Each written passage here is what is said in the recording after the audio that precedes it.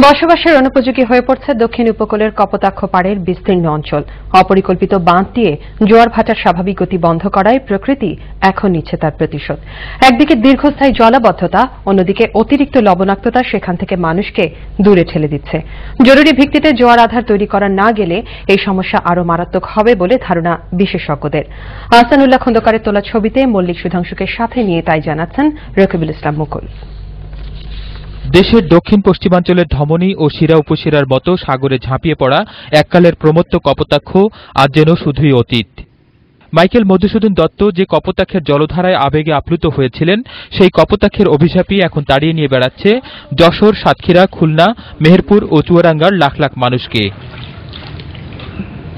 গেল প্রায় এক যুগ ধরেই কপোতাক্ষ আর তাকে জড়িয়ে রাখা বেতনা, মরিচাপ, শালিকা সহ আশপাশের খালবিলগুলো থেকে পানি উপচে ভাসিয়ে নিচ্ছে হাজার হাজার গ্রাম। আর এই পানি আটকে থাকছে বছরের অর্ধেকটা সময় জুড়েই। ফসল উৎপাদন নেমে এসেছে অর্ধেকে, আর মানুষের স্বাভাবিক জীবনযাত্রা সে কথা বলারই অপেক্ষা রাখে না। কিন্তু বছর বছর কেন এই জলাবদ্ধতা?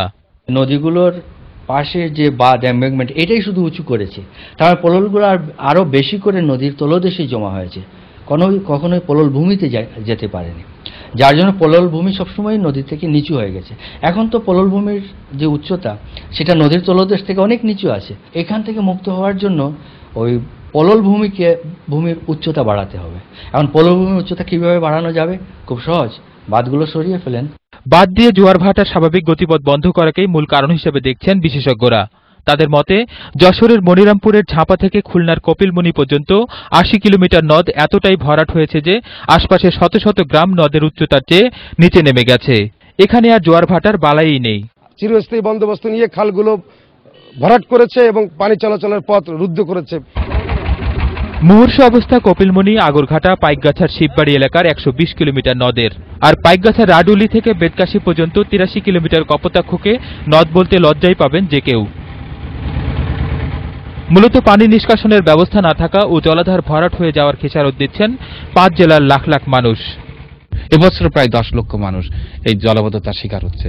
প্রতি বছর রিপিটেডলি হচ্ছে। এটা জনগণের ভোগান্তির যে পরিমাণ, সরকারের উদ্যোগ তা যথেষ্ট না। যে এখন আমি এটাকে ক্যানেল করে ফেলবো, কেটে ফেলবো, মাটি কেটে ফেলবো, তাহলেও কিন্তু এই সুযোগটি তৈরি হচ্ছে না। কারণ ওই বিপুল পরিমাণ পানি, বিপুল পরিমাণ মাটি কি করে কেটে তুলবে?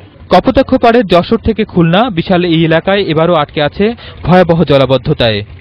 অস্তিত্ব হারানো কপোতাক্ষ সহ ১১টি নদ নদীর অভিশাপে এই এলাকার প্রায় কয়েক লাখ মানুষকে প্রতিনিয়ত এভাবে বছরের প্রায় অর্ধেকটা সময় পানির নিচে বন্দী হয়ে থাকতে হচ্ছে, কাটাতে হচ্ছে মানবেতর জীবন। সাময়িক সমাধান হয়তো আসছে, ত্রাণ আসছে, কিন্তু এর যে স্থায়ী সমাধান তা নিয়ে ভাবছেন না কেউই।